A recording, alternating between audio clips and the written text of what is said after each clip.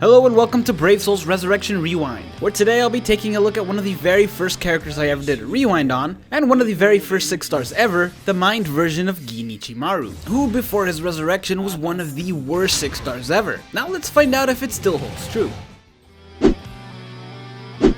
Now as always, I started off with the normal attack damage build, and unlike previous rewinds, I actually went a little extra this time. The result was actually decent damage, however the ranged really sucked, and even though the animation of him attacking is fast, the actual damage output isn't. So I found myself getting hit a lot by enemies to my sides that my normal attack wasn't reaching, and it just took a while to clear the areas because the combo took a while to finish. It also doesn't help that he has a captain killer of all things, but that hasn't stopped some other characters from being viable. In the end, this build is not great. It's definitely improvement on his non-resurrection form, but still not viable.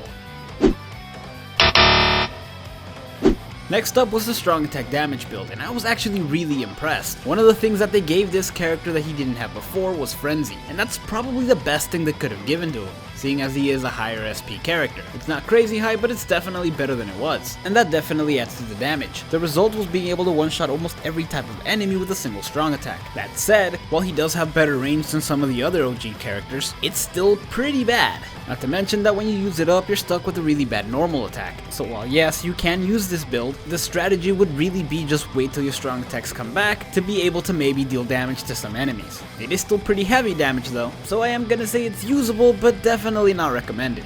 Bleep bloop.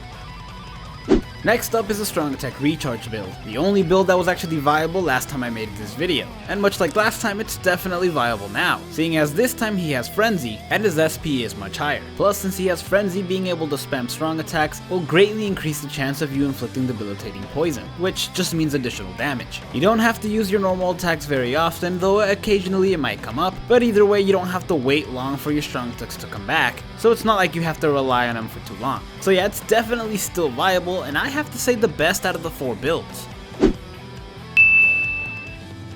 Now lastly we have the hybrid build, and like I said in the previous build, I did enjoy the strong attack recharge better, and I actually found it to be better as well. This is because while you do end up dealing more damage with your normal attack on this build, the actual normal attack string still sucks. The range doesn't get any better, and it still takes forever to complete the string. Plus you actually have to rely on them from time to time because your strong attacks don't come back faster. Don't get me wrong, it's still a good build, and I actually am still gonna say it's viable, but I definitely recommend the strong attack recharge build over this one.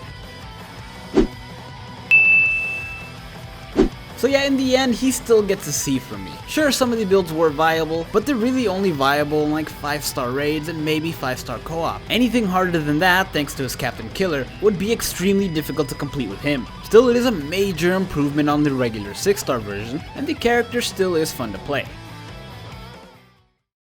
Hey, 任せといて。うなれ。